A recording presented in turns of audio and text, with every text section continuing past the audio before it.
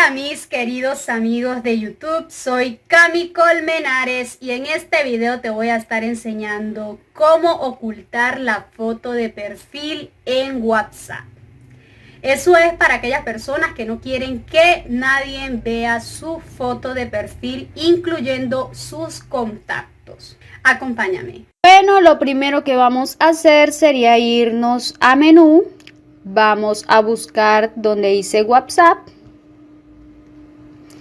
Luego de eso nos vamos a dirigir en la parte derecha de arriba donde salen los tres puntos. Vamos a seleccionar allí.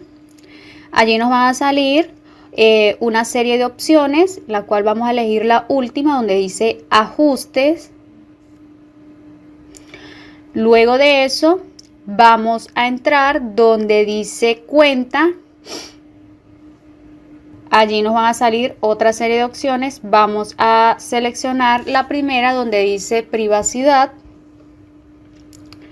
Luego vamos a elegir la segunda opción donde dice foto del perfil. Y le vamos a dar en nadie. Aquí nos salen varias opciones donde dice todos, mis contactos y nadie. En este caso yo lo tengo en mis contactos. Solo mis contactos pueden ver mi foto de perfil, solo las personas a las que yo tenga agregada. Pero como queremos que nadie vea nuestra foto de perfil, vamos a seleccionar donde dice nadie. Y eso es todo. Ya nadie puede ver nuestra foto de perfil, ni siquiera los contactos los cuales tenemos agregados en nuestro celular.